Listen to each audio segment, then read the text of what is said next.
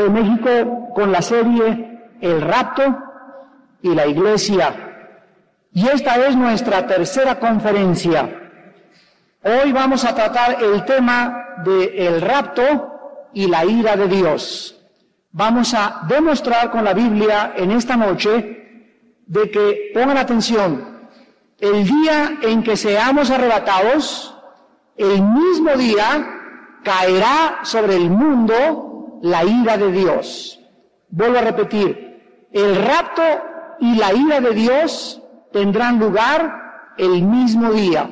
Será el mismo acontecimiento y en cuanto la iglesia sea sacada de la tierra, el mismo día exactamente, tal vez minutos u segundos, caerá o comenzará a caer sobre este mundo la ira de Dios. En el Evangelio de Lucas, capítulo 17, versículo 22, Jesús dijo a sus discípulos: vendrá tiempo cuando desearán ver uno de los días del Hijo del Hombre y no lo verán. Versículo 26 al 30. Como fue en los días de Noé, así será también en los días del Hijo del Hombre. Comían, bebían, se casaban y se daban en casamiento hasta el día. Vamos a poner atención en esta frase y en este día. Hasta el día en que Noé entró en el arca. Y vino el diluvio y los destruyó a todos. Observemos que el mismo día, y lo vamos a ver después en Génesis 7 a continuación, el mismo día que Noé entró en el arca, el mismo día comenzó el diluvio o el juicio universal de Dios. Versículo 28. Asimismo, como sucedió en los días de Lot, comían, bebían, compraban, vendían, plantaban, edificaban. Mas el día, otra vez se pone énfasis en un día determinado. El día en que Lot salió de Sodoma, el día en que entró Noé en el arca, son 2 días del pasado que nos ilustran, dice la Biblia, ese mismo día, cuando Lot salió de Sodoma, llovió del cielo fuego y azufre y los destruyó a todos. Así será, ¿qué cosa? El mismo día.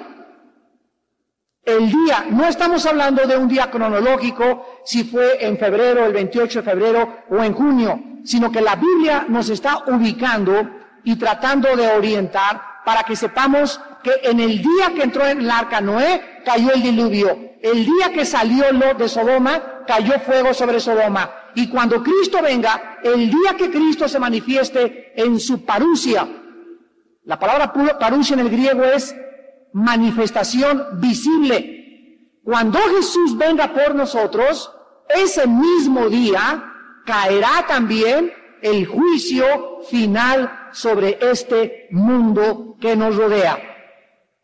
Vamos a observar pues que Cristo dice, en el día que el Hijo del Hombre se manifieste, será exactamente igual a los días de Noé y a los días de Lot.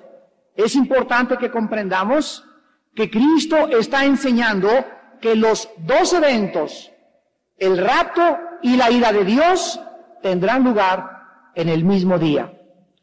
Ahora bien, si estos 2 eventos, el rapto, nos vamos, y la ira en el mismo día, así como cuando no entró en el arca, y el mismo día cayó el diluvio, Lot salió de Sodoma y cayó el juicio sobre Sodoma y Gomorra, entonces la enseñanza de que Cristo va a regresar en cualquier momento. Teológicamente se llama el regreso inminente. La venida inminente de Cristo queda absolutamente destruida. El rapto no puede suceder en cualquier momento. La clase pasada enseñamos que va a haber una señal y después otra señal de cuando se manifieste Jesucristo. Habíamos entendido en la primera clase que la Biblia nos habla de un periodo de 7 años de tribulación. Pero nunca habíamos dividido estos 7 años y habíamos dicho, Dios nos va a sacar antes de los 7 años, porque durante la tribulación no vamos a estar aquí. Pero la Biblia no enseña eso. La Biblia enseña que va a haber 7 años divididos en 2 partes diferentes. Los primeros 3 años y medio se llaman la tribulación. Cristo en Mateo 24 enseñó que también se podría calificar este tiempo como el principio de los dolores. Apocalipsis 6, del 1 al 5, nos muestra los 4 jinetes del Apocalipsis, o los 4 primeros sellos, que se manifestarán durante los primeros 3 años y medio. A los 3 años y medio, el anticristo va a violar el pacto que confirmó, de acuerdo a Daniel 9:27, con el pueblo judío y con los árabes, y a partir de ese momento, él va a entrar al templo, segunda de Tesalonicenses 2, del 2 al 10, y va a violar lo que había hecho con los judíos. El anticristo a los 3 años y medio se va a quitar la máscara y se va a revelar realmente como lo que él es, un ser perverso, diabólico y poseído por Satanás. El anticristo va a comenzar a los 3 años y medio, lo que se llama la gran tribulación. Cuando él comience a perseguir, ya lo vimos la clase pasada, a los cristianos y a los judíos que comiencen a convertirse, y los va a matar, y el que no tenga el 666 en la mano, el número o la marca de su número, o en la frente, serán sacrificados. ¿A quiénes va a sacrificar el anticristo? A los que no aceptaron el 666. ¿Quiénes serán estos? Los cristianos que permanezcan fieles hasta la muerte, y aquellos a quienes Dios consideró dignos de sufrir por causa de su nombre. Los primeros 3 siglos de la época cristiana fueron perseguidos, masacrados, quemados vivos, echados a los leones, y Dios no los salvó. Dios permitió que los cristianos fueran perseguidos durante 350 años aproximadamente. Sin embargo, a Daniel lo salvó del foso de los leones. A Esteban, en el libro de los Hechos, lo apedrearon y Dios no lo salvó. Y cuando Esteban estaba muriendo, vio el cielo abierto y a Jesús sentado a la diestra del trono de su Padre. Entonces, Dios es soberano.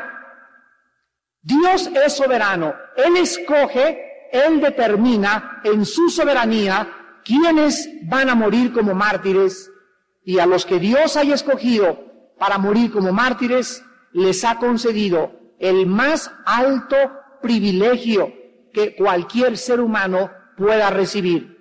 Veamos esto en la segunda carta a los Tesalonicenses, capítulo 1. Dice en segunda de Tesalonicenses, capítulo 1, versículo 6 en adelante, porque es justo, y aquí se les está hablando a los cristianos que van a estar durante la tribulación, o los que han sido perseguidos por causa del nombre de Cristo. Es justo delante de Dios pagar con tribulación a los que os atribulan, y a ustedes que son atribulados, darles reposo con nosotros. Cuando la parusia en el original griego dice, y se traduce, cuando se manifieste el Señor Jesús desde el cielo con los ángeles de su poder, en llama de fuego, para dar retribución a los que no conocieron a Dios, ni obedecen el evangelio de nuestro Señor Jesucristo, los cuales sufrirán pena de eterna perdición, excluidos de la presencia del Señor y de la gloria de su poder. Aquí se les promete a los que atraviesen la tribulación, los juicios, la persecución, que Dios vengará su sangre. Pero lo más interesante es que dice aquí en el versículo 5, para que sean tenidos por dignos. ¿Ya lo vieron? Para que sean tenidos por dignos. En otras palabras, no todos los cristianos son dignos de morir por Cristo. ¿Quiénes creen ustedes que sean los que son dignos de morir por Cristo? Veamos un ejemplo en el libro de los Hechos, capítulo 5. Y aquí encontramos que los apóstoles han sido torturados. Los apóstoles han sido azotados, han sido encarcelados. Y al salir de la cárcel, con sus espaldas sangrado, con los golpes que los soldados romanos o en la cárcel lo que les propiciaron, no salieron y dijeron, ay, pues yo creí que ser cristiano me iba a ir siempre bien en la vida y ahora me persiguen mis amigos y todo. Cuando ellos salieron de la cárcel, vean ustedes lo que dice el versículo 41, Hechos capítulo 5. Ellos salieron de la presencia del concilio gozosos por haber sido tenidos, ¿por qué? Por dignos de padecer afrenta por causa del nombre. Ellos se sintieron gozosos porque se dieron cuenta que no todos los cristianos se les concede este privilegio de sufrir martirio y crueldad por causa del nombre de Jesús. Y cuando se dieron cuenta que ellos habían sufrido, que los habían golpeado y que ellos se habían mantenido fieles, no había un gozo más grande. Esto es algo paradójico, de que fueron escogidos por Dios. Ellos fueron tomados por dignos de sufrir por Cristo. Ustedes saben que los 12 apóstoles murieron bajo el Imperio Romano, torturados. Pedro, cuando lo capturaron, él dijo que él no merecía morir crucificado como Cristo y les pidió que lo voltearan de cabeza y lo crucificaron con la cabeza hacia abajo. El apóstol Pablo, en la segunda carta a Timoteo, capítulo 4, del 6 en adelante, le escribe a Timoteo y le dice que él estaba ya en el precipicio, en la frontera, a punto de ser sacrificado. La tradición dice que se lo comieron los leones o que le cortaron la cabeza vivo. Así pues, todos los apóstoles murieron. El apóstol Juan, que fue el último sobreviviente de los apóstoles, murió tal vez de hambre, exiliado en una isla llamada de Patmos. Y en Apocalipsis capítulo 1, versículo 5, él les dice a los recipientes de esta carta las siguientes palabras. Dice Apocalipsis 1, versículo 9. Yo, Juan, vuestro hermano, y miren lo que dice, copartícipe, o sea, participando junto con ustedes en la tribulación, en el reino y en la paciencia de Jesucristo. Estaba en la isla llamada Patmos por causa de la palabra de Dios y el testimonio de Jesucristo. Cuando comienza a enviar esta carta al apóstol Juan, les dice a todos los cristianos que es necesario que nosotros entremos a través de muchas tribulaciones al reino de Dios. Dice en Romanos capítulo 8, porque es necesario que, si queremos reinar con Él, tendremos antes que sufrir con Él. Y la serie de estos mensajes acerca del rapto los ha puesto Dios en mi corazón con un solo propósito: preparar a la iglesia para la persecución. La persecución que pronto se viene en este mundo contra todos nosotros, por llamarnos hijos del Dios Altísimo. En Juan 15, Cristo anunció que el mundo nos aborrece, porque nosotros no somos del mundo. El mundo lleva una corriente que es de allá hacia acá, y nosotros llevamos una corriente que es de aquí hacia allá. En otras palabras, el cristiano es la persona, el ser humano, que nada en contra de la corriente. Vamos en contra de la inmoralidad, vamos en contra de cómo se viste aquí la gente, vamos en contra de cómo piensa la gente, vamos en contra de las costumbres, del paganismo, de las diversiones, de toda la forma como el mundo opera. Nosotros vamos en sentido contrario. Por esta razón, porque en tu escuela eres diferente, porque en tu trabajo eres diferente, porque en tu colonia te portas diferente, por esta razón la gente te persigue y nos persiguen, porque el mundo ama lo suyo y el mundo no le gusta ver a nadie que sea diferente. Si tú no fumas, se van a burlar de ti. Si no te emborrachas, te van a perseguir. Si no besas a tu novia ni te acuestas con ella, eres un religioso, un monje, y otros inclusive nos van a llamar fanáticos. Pero sin embargo, la palabra fanático es importante que la conozcan para que sepan cómo defenderse. La palabra fanático significa alguien que sigue algo sin saber lo que está siguiendo. Cuando vas al Estadio Azteca y le gritas a la América, América, América, ra, ra, ra, y sales sin voz, desgañitado, eres un fanático. Los fanáticos del América, los fanáticos del Cruz Azul. Cuando tienes alguna cosa en la que te desbordas, tratando de apoyar, aunque no sabes quién va a ganar, eso se llama fanatismo. Los que siguen la secta son fanáticos porque no saben, pero el cristiano, dice el apóstol Pablo, yo sé en quién he creído. Entonces creo que somos los únicos que no somos fanáticos en la extensión de la palabra, porque sabemos perfectamente bien a quién estamos siguiendo y sabemos que vale la pena morir por él. Antes de pasar a Génesis capítulo 7, vayamos a Génesis 7, quiero comentarles algo para acabar esta parte.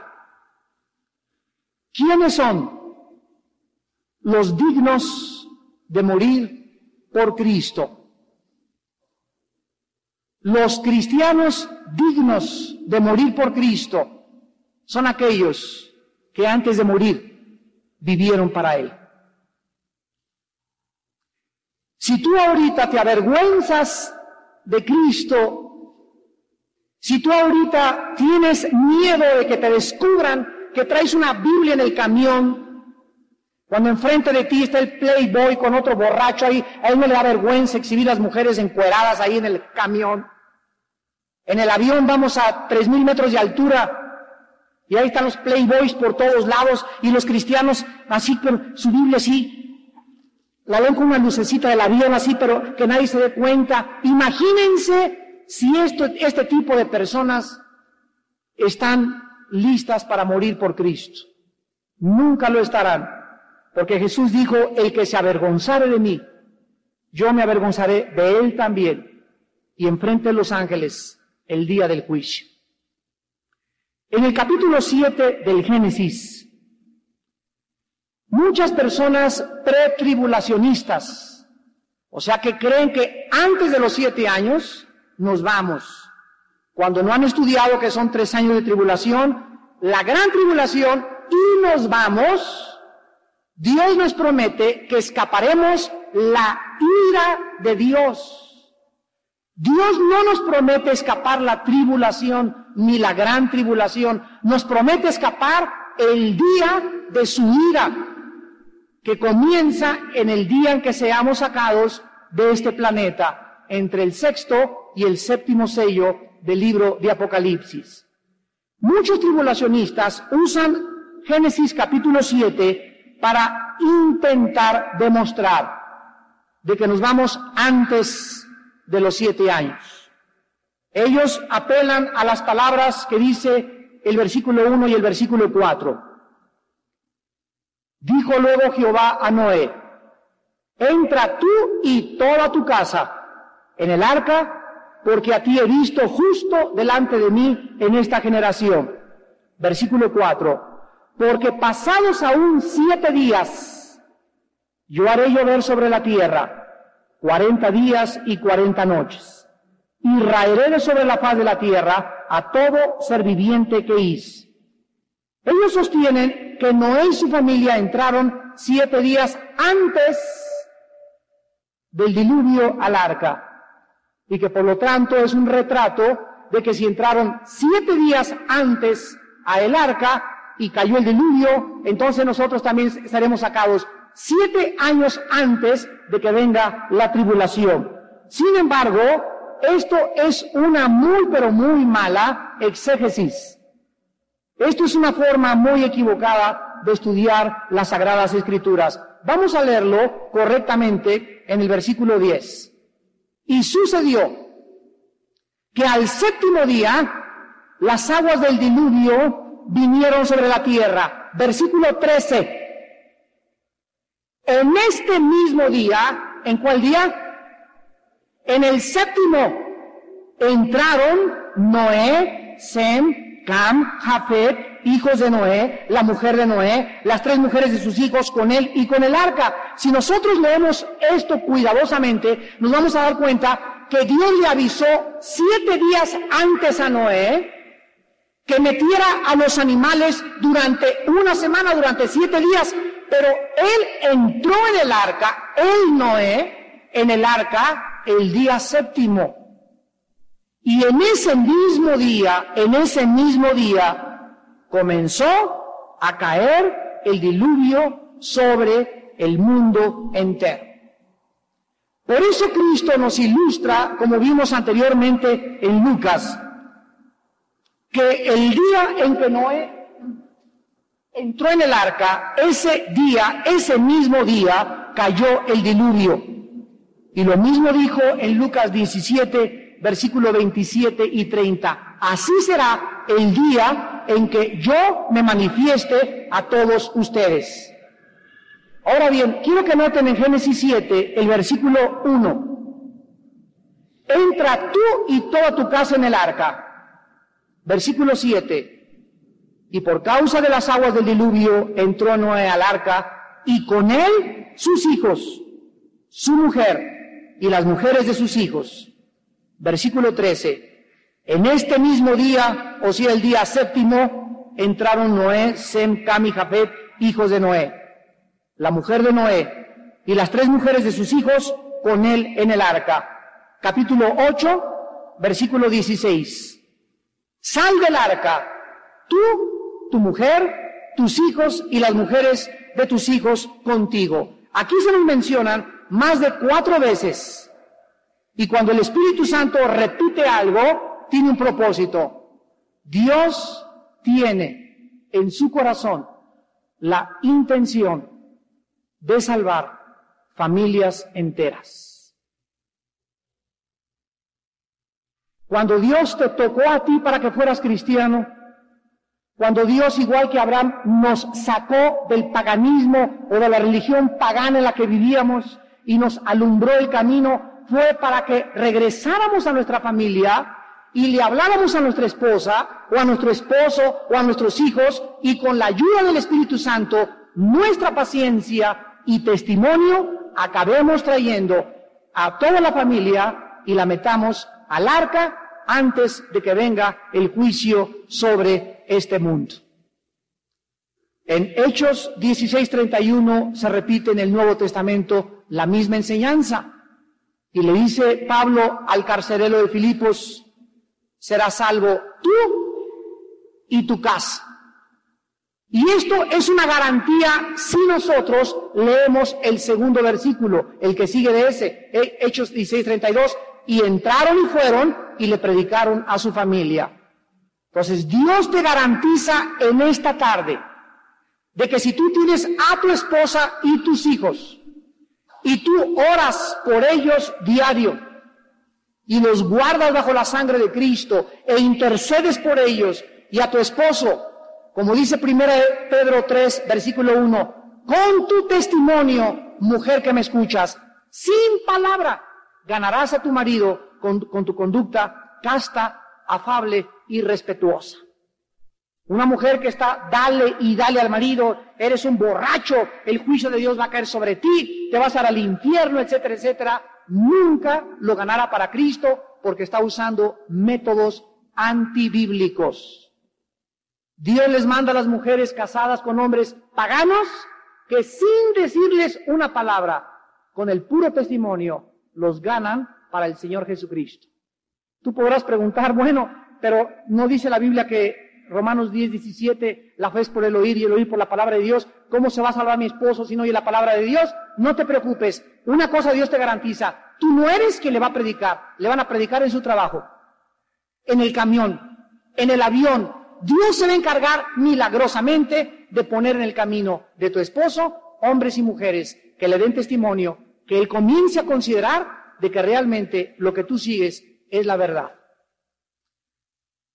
Vayamos a Mateo capítulo 20 en el Nuevo Testamento. Y comienza el Señor Jesucristo a anunciarles a sus discípulos, a profetizarles, que se prepararan para lo que iba a venir. Versículos 18 y 19. Mateo 20, 18 y 19.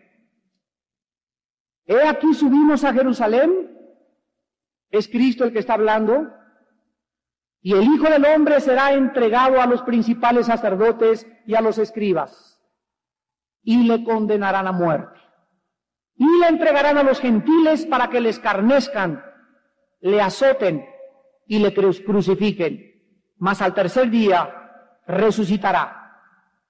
Al día siguiente de que Cristo les anunció esto, Él entró a Jerusalén en una entrada triunfante. Todo el mundo en Jerusalén estaba gritando, Hosana, Hosana, el que viene en el nombre del Hijo de David. Alabado sea el Señor, que Él es el Hijo de David. Ese mismo día, Él y sus discípulos, después de la recepción tumultuosa que recibió, en Lucas 21, versículo 6, les dijo estas palabras: en cuanto a estas cosas que veis, días vendrán en que no quedará piedra sobre piedra que no sea destruida. Los discípulos inmediatamente le preguntaron en el versículo 7, Maestro, ¿cuándo? Es importante esta palabra, ¿cuándo será esto? Y en segundo lugar le preguntaron, ¿qué señal habrá cuando estas cosas estén por suceder? Entonces Cristo, mientras estaban aún en el templo, les contestó sus preguntas. Y dice el versículo 24, que les anuncia que caerían a filo de espada, que serían llevados cautivos a todas las naciones, y que Jerusalén sería pisoteada, sería derribada, sería hollada por los gentiles, hasta que los tiempos de los gentiles se cumplieran. Pero sobre todas estas cosas, en el versículo 8 les dice, miren que no sean engañados. En otras palabras, todas estas cosas tenían que suceder antes de que se diera la señal del sol, la luna y las estrellas que escuchamos la clase pasada. En el versículo 25, entonces habrá señales en el sol, en la luna y en las estrellas, y en la tierra angustia de las gentes, confundidas a causa del bramido del mar y de las olas, desfalleciendo los hombres por el temor y la expectación de las cosas que sobrevendrán en la tierra, porque los poderes o las potencias de los cielos serán conmovidas. Cuando los hombres comiencen a saber que en Acapulco se levantan olas de 15, 20 metros y arrasan con todas las discotecas de homosexuales de Acapulco.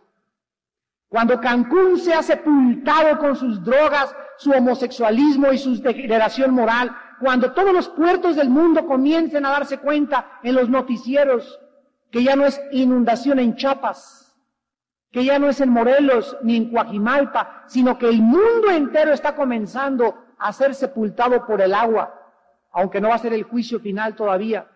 Cuando los hombres oigan los noticieros, la palabra desfalleciendo, les dije en la última clase, en el griego es perdiendo el aliento, que significa cayendo muertos en la calle de ataques al corazón. Si tú crees que ahorita hay malas noticias, estamos todavía en Reino Ventura. comparado con lo que se viene con este mundo.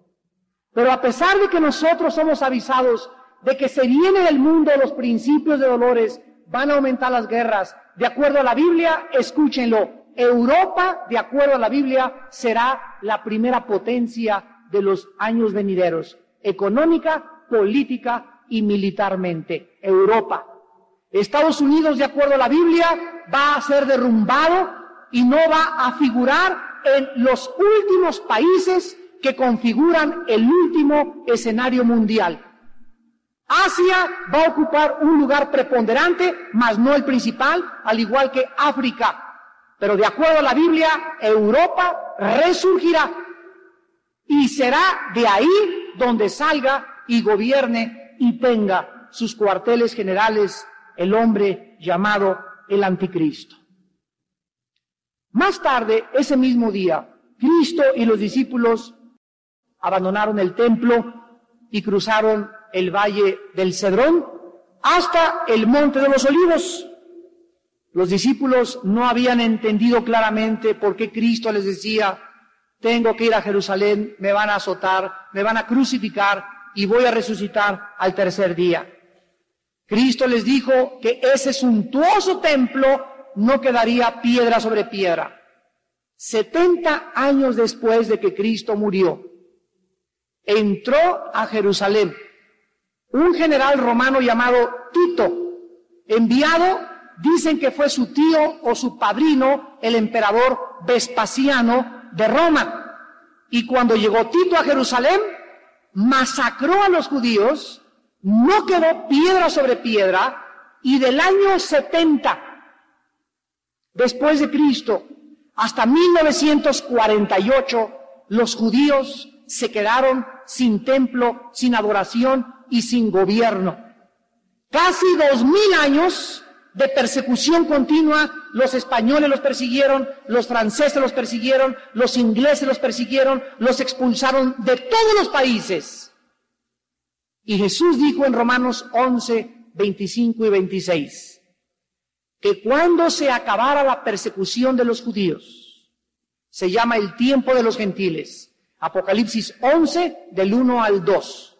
Entonces los judíos sabrían, ellos como nación, que el día se aproximaba en que Cristo vendría y le reconocerían algunos judíos como su Mesías y su Salvador.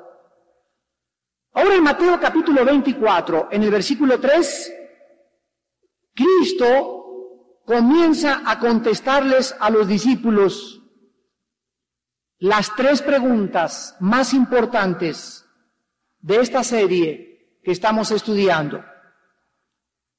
Atravesaron el valle del Cedrón, se encuentran enfrente de Jerusalén, y ahí Cristo escucha, cuando estaba sentado en el monte de los Olivos, que los discípulos le toman aparte y le preguntan: dinos, observen las 3 preguntas. La primera pregunta es: ¿cuándo serán estas cosas? O sea, ¿cuándo será destruida Jerusalén? ¿Cuándo será destruido Israel? ¿Cuándo vendrá esta hecatombe o catástrofe nacional? 2. ¿Qué señal habrá de tu parusia? Les insisto con la palabra parusia, porque hay otra palabra que vamos a estudiar la semana que entra, que es apocalipsis, que significa otra cosa, y hay otra palabra o 2 más en el griego que no se usan para la venida de Cristo, pero que parecen la traducción castellana, que es la venida de Cristo y el rapto. Y conociendo la palabra original, nos damos cuenta y nos ubicamos en el contexto correcto.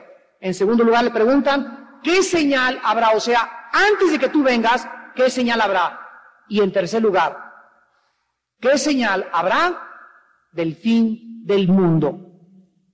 Cristo les había enseñado que su regreso a este mundo no tendría hora ni fecha, porque nadie sabe el día exacto ni la hora. Sabemos los tiempos alrededor de la venida de Cristo, cuando Él dijo: vean los cielos.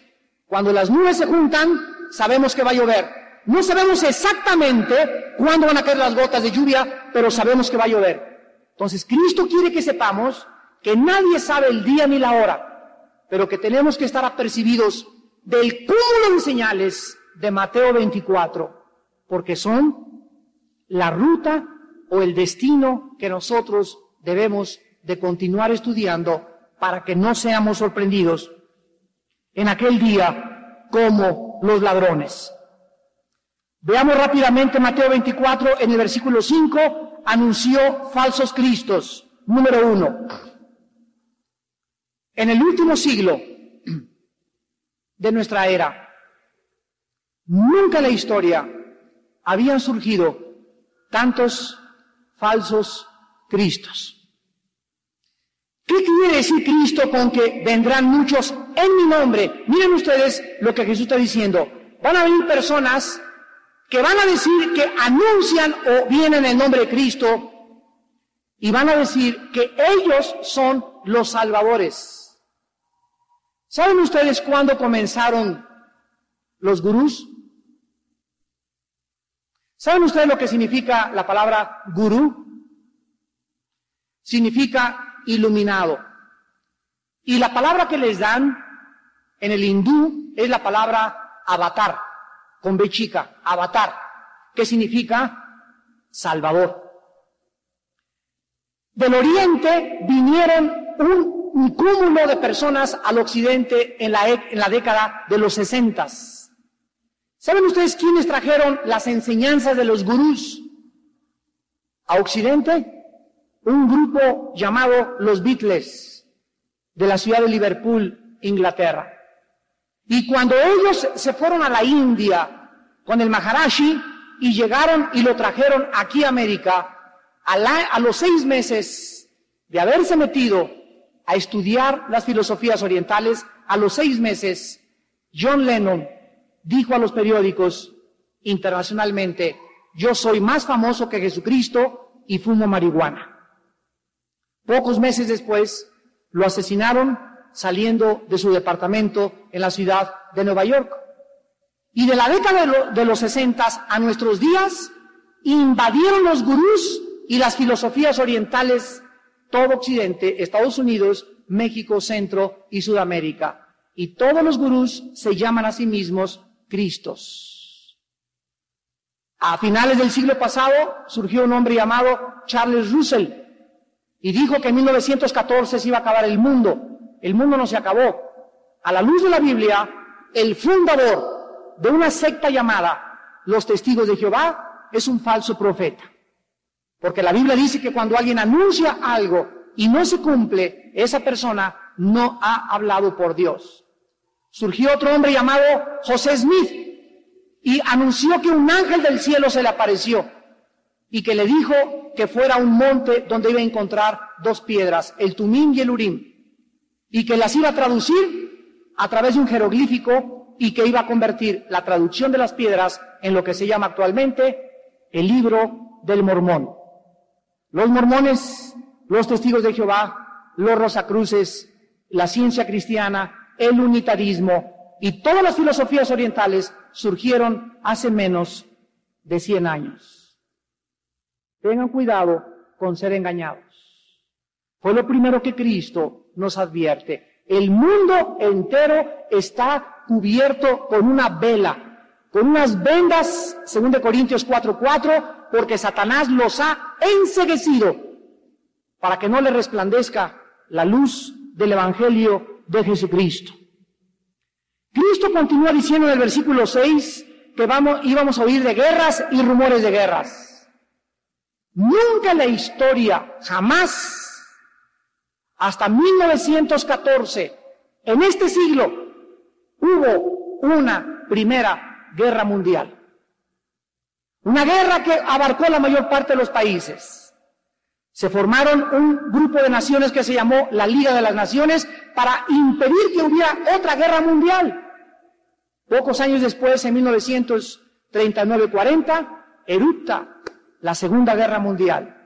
Y desde 1945, que acabó la Segunda Guerra Mundial, hasta 1998, a nuestra época, han habido más de 146 guerras étnicas, civiles, revoluciones y asaltos por todo el mundo. y el mundo actualmente, lo sabemos, se encuentra en guerra. Aunque no hay una guerra caliente, hay una guerra fría, o está Kosovo, o Grecia, o Croacia, o Afganistán explotando una bomba, la India explotando bombas atómicas, en Asia, por todos lados, las naciones que quieren decir al mundo, yo tengo la bomba atómica, no se metan conmigo.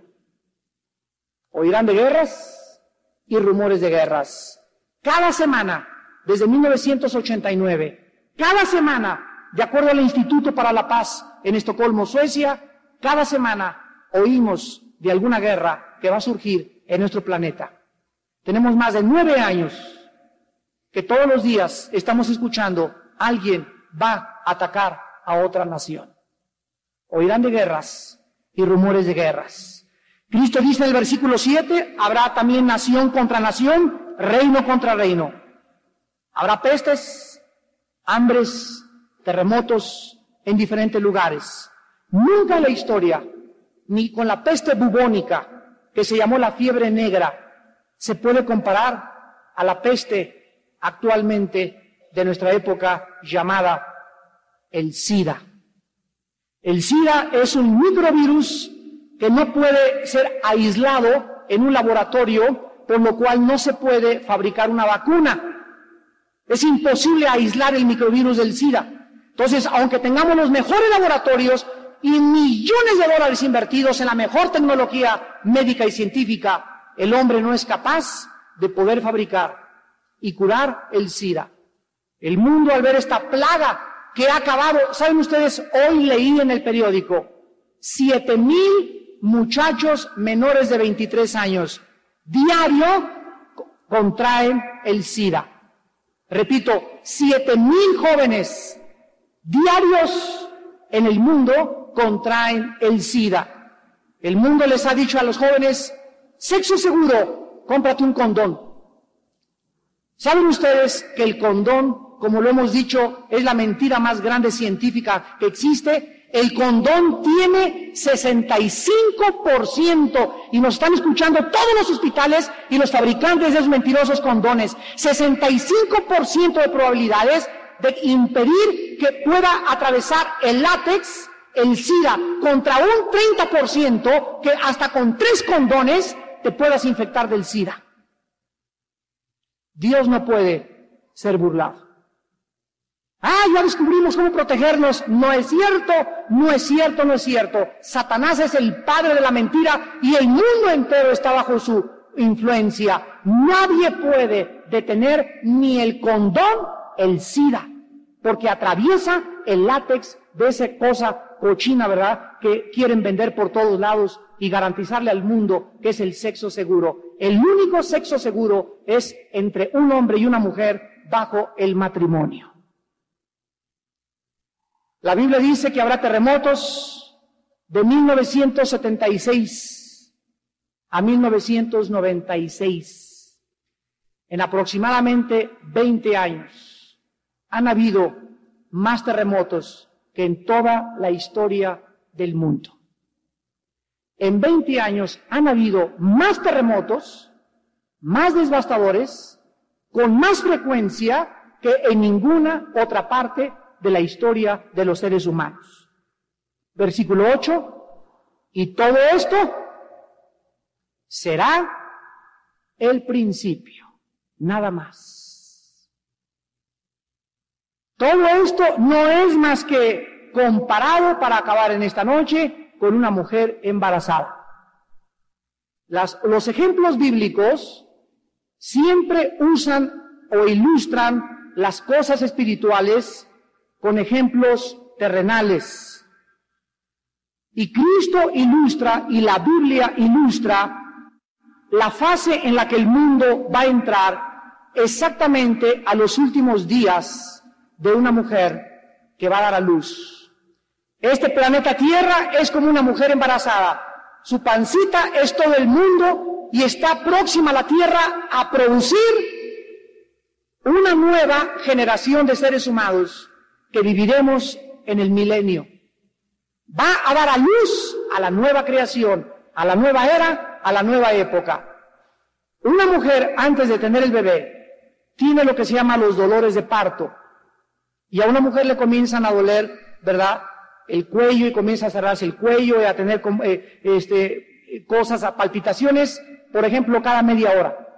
Después, cada 20 minutos, después cada 15 minutos, y cuando ya tienen un intervalo como de 2 o 3 minutos, córrele al hospital.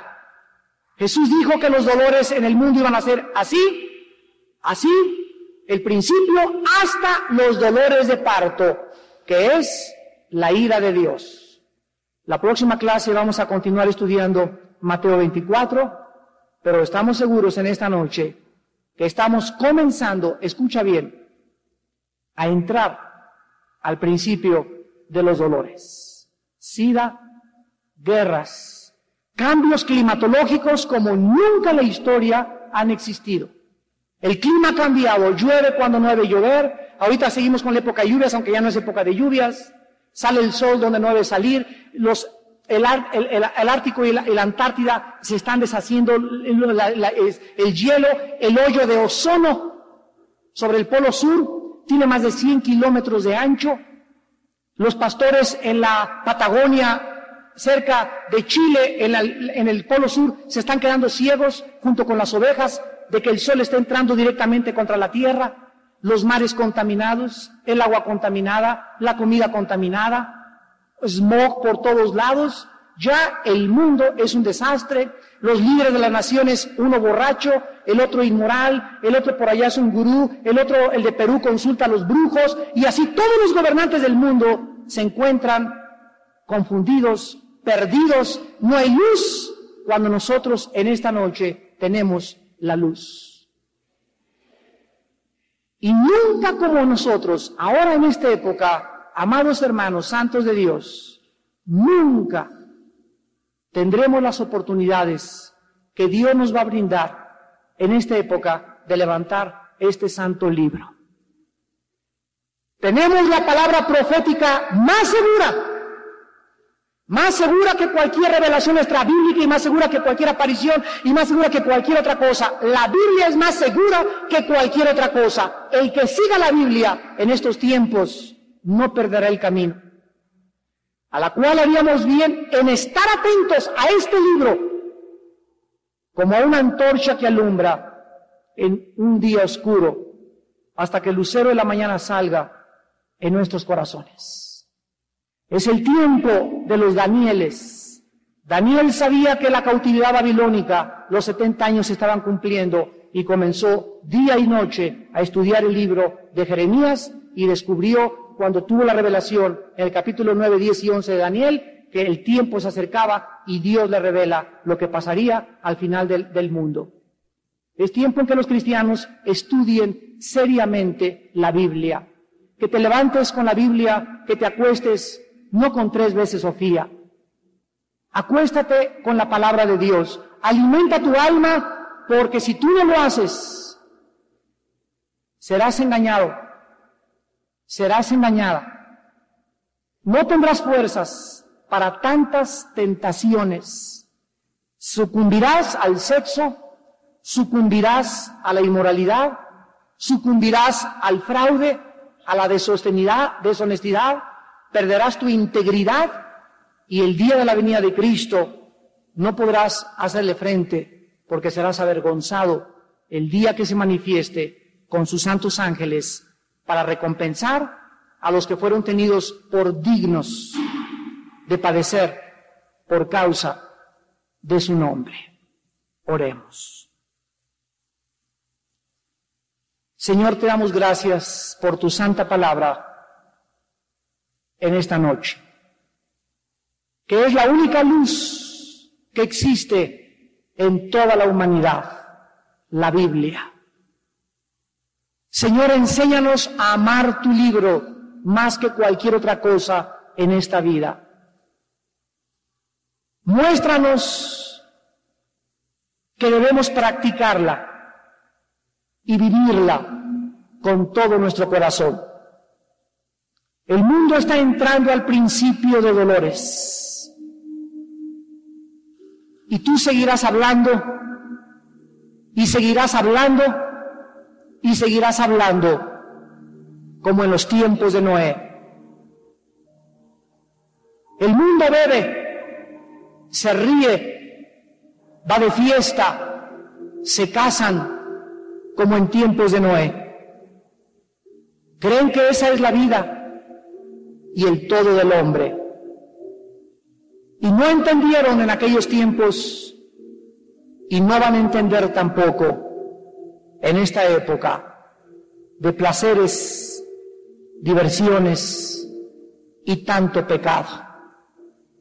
Pero tú, Señor, a nosotros, tu pueblo, que diste tu sangre en la cruz por nuestras vidas, nos recuerdas que seamos santos. Sin santidad, nadie verá a Dios. Y si invocamos a Dios por Padre y le llamamos Dios, conduzcámonos en temor. Durante todo el tiempo de nuestra peregrinación, sabiendo en quién hemos creído y que un juicio muy grande se aproxima a este mundo rebelde y pecador. En esta noche muchos de ustedes tal vez no tienen la seguridad de escapar la ira de Dios cuando caiga sobre el mundo. Pero si tú en esta noche crees en Jesucristo, en esa sangre derramada en la cruz, y le pides perdón por tus pecados y que cambie tu vida, Dios en esta noche, dice la Biblia, te sellará, te marcará como su propiedad con el Espíritu Santo hasta el día que resucites de los muertos. ¿Qué tengo que hacer?, me preguntarás, para recibir a Cristo. Ahí desde tu lugar, dile estas palabras: Señor mío y Dios mío, en este momento estoy consciente de que mi alma está perdida y creo que solo tú me puedes salvar del pecado y la confusión y el destino eterno en el infierno. Señor, te pido en el nombre de Jesús que tu Hijo Jesucristo, que murió en una cruz y pagó en mi lugar con su sangre preciosa, entre a mi vida en este momento como Señor y Salvador.